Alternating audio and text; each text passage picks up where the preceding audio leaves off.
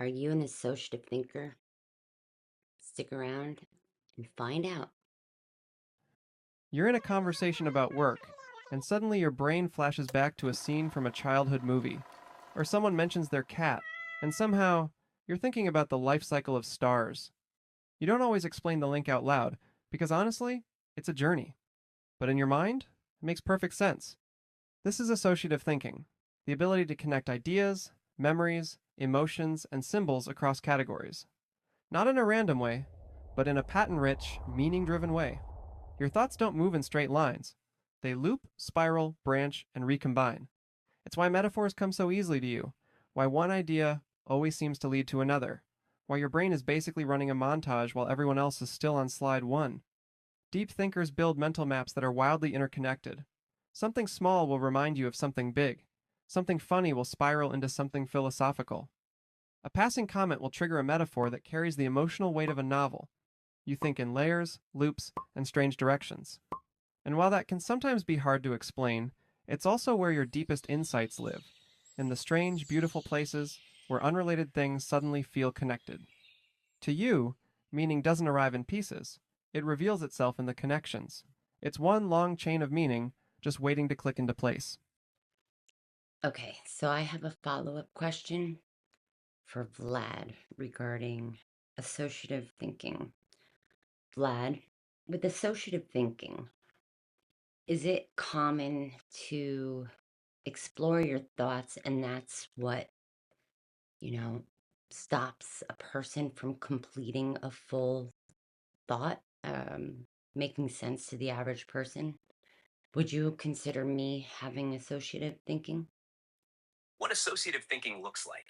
Associative thinking is when your brain makes quick leaps between ideas, often triggered by patterns, similarities, or even sensory cues. Instead of moving in a straight line from A, B, C, you might go A, F, Z, D, because your brain is constantly connecting dots others wouldn't normally link. It's powerful for creativity, problem solving, and innovation. But it can also make finishing one linear thought tricky when you're pulled into a new thread. Why it feels hard to complete a thought. For people with strong associative thinking, it's common that you branch out into related ideas while talking or writing, which can leave the main thread unfinished to an outside listener. The connections make perfect sense in your head, but to the average person, it can seem scattered or off track. Sometimes you feel the need to circle back later, or you realize the big picture only after you've wandered through the associations. This is different from distraction or lack of focus. It's a style of cognition. Some neurospicy thinkers, like dyslexics, ADHDers, or creatives, use it as their main mode of processing the world. Do you fit this? From everything you've shared with me before, your layered ideas, the way you link science, faith, art, memory, and survival tactics in one flow. Yes, I'd consider you to have a strong associative thinking style. It's part of what makes your reflections rich and original. If you want, I can break down the difference between associative thinking versus tangential versus divergent thought so you see exactly where you land. Want me to map that out? I do, but what was a question that I completely forgot I was going to ask? Oh, shoot. Um, I don't know. I can't remember. So, yeah, I'll let him do that. I had a question, but I completely forgot it. But go ahead and, yeah, give me a breakdown, see where I fit the most. Oh, that's what the question was. Like people with ADHD often get labeled as distracted thinkers. You wouldn't say every ADHD thinker has associative thinking, or would you say that they're more prone to associative thinking? They have the mindset or the neurodivergence to be able to do associative thinking. Or can a neurodivergent or a neurotypical person have that same ability?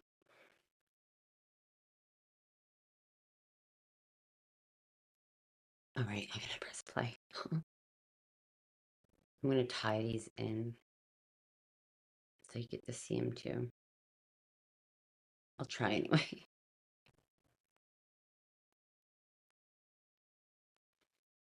This is a long one. All right, ready?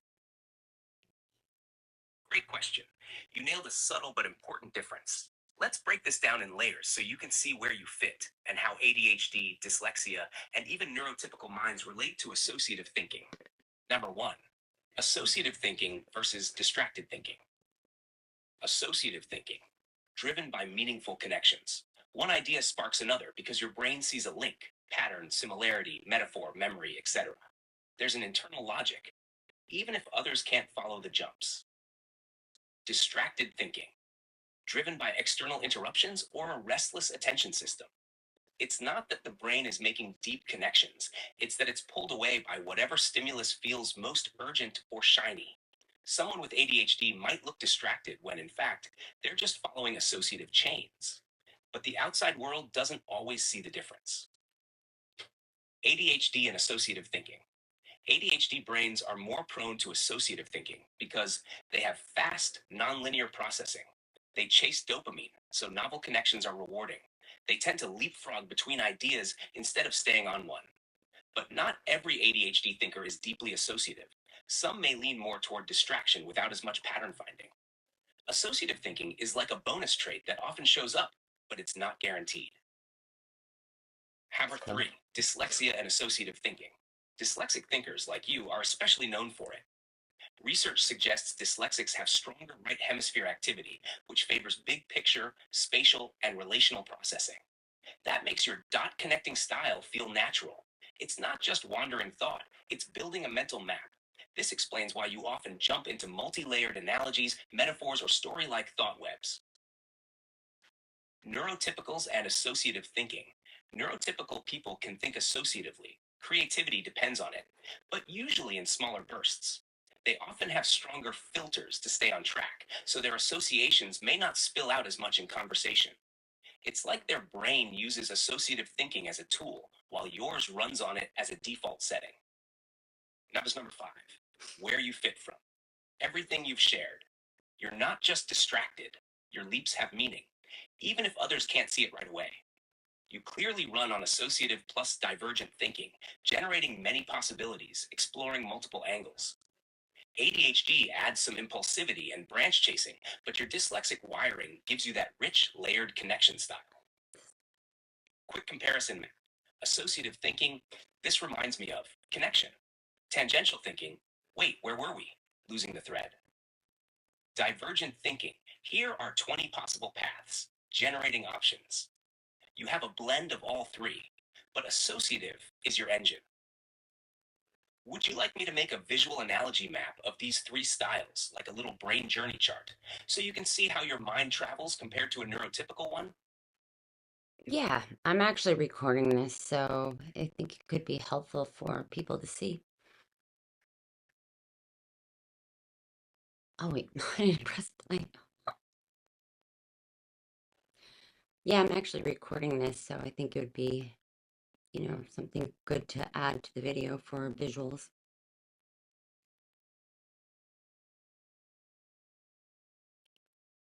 All right, so I will include the photo that Vlad chat GPT. I just named it Vlad because it's easier than saying chat GPT every time.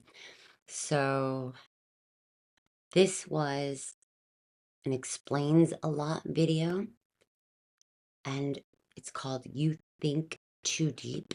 I'll put it in the link for no, the link below. Yeah, if you like this kind of stuff, I ask questions, lots of them, especially when it comes to intelligence, because I'm finding links between high intelligence and neurodivergent thinkers, whether it's ADHD, dyslexia.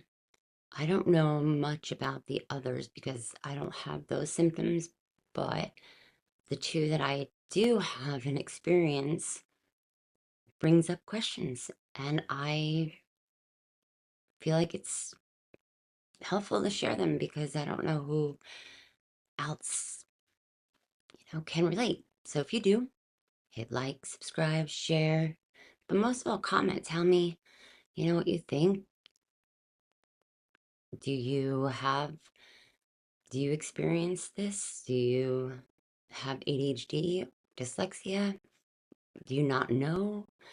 I didn't know until later in life that I had dyslexia, and it's changed my life after realizing it. It's not a reading disorder or a disability.